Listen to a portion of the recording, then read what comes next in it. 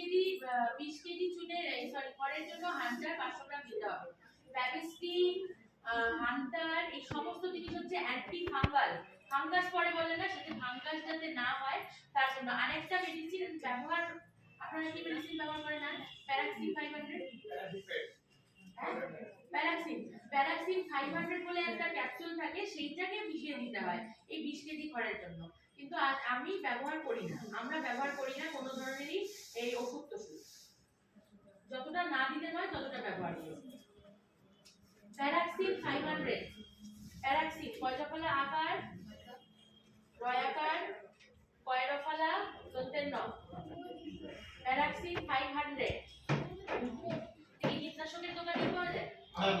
Medicine মেডিকেলে মানুষ ওটা কেন দেন আপনারা?